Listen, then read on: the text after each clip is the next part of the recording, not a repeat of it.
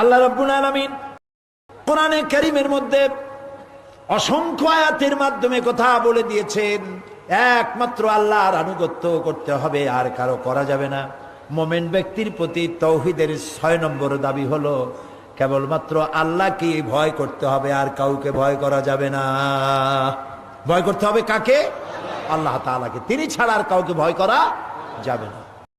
যদি তার ঈমান মজবুত হয় যে আল্লাহ যা করবেন তার ফয়সালার এক চুল বেশি কিছু হবে না, এইটা যদি জানা থাকে, সে বীর পুরুষ হবে, সাহসী হবে, নির্ভীক হবে, আল্লাহর হুকুম অনুযায়ী সে তার কাজ করে যাবে। এই জন্য আল্লাহ রাব্বুল আলামিন বলেন, ইয়া আইয়ুহাল্লাযীনা আমানুত্তাকুল্লাহা হাক্কা তুকাতিহি ওয়া লা তামুতুন্না ইল্লা ওয়া আনতুম মুসলিমুন। হে বিশ্বাসীরা, আল্লাহকে ভয় করো, যতটা সম্ভব আল্লাহকে ভয় করো, আর মরে যেও না এমন অবস্থা যে তখনও তুমি মুসলমান হয়ে সারোনি। পরিপূর্ণ মুসলমান হও, তার মানে মৌতের জন্য আপ টু ডেট থাকো। এখন যদি মৌত হয়, মৌতটা যেন ঈমানের সাথে হয়। আল্লাহকে এরকম ভয় করো, প্রকাশ্যে গোপনে, রাতে দিনে, সর্বাবস্থায় ভয় করতে হবে কাকে? আল্লাহ তাআলাকে, কারণ তিনি আমাকে দেখতে পাচ্ছেন। আল্লাহ রাব্বুল আলামিন বলেন, وَيَعْلَمُ مَا فِي الْبَرِّ وَالْبَحْرِ وَمَا تَسْقُطُ مِنْ وَرَقَةٍ إِلَّا يَعْلَمُهَا।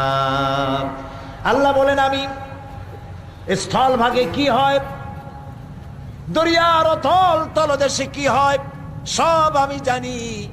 শুধু তাই নয়, পৃথিবীর কোন একটি গাছের পাতা যদি পড়ে যায়, কোন দেশের কোন গাছের কোন পাতা পড়েছে, আমি আল্লাহ রাব্বুল আলামিনের কাছে তার খবর হয়ে যায়।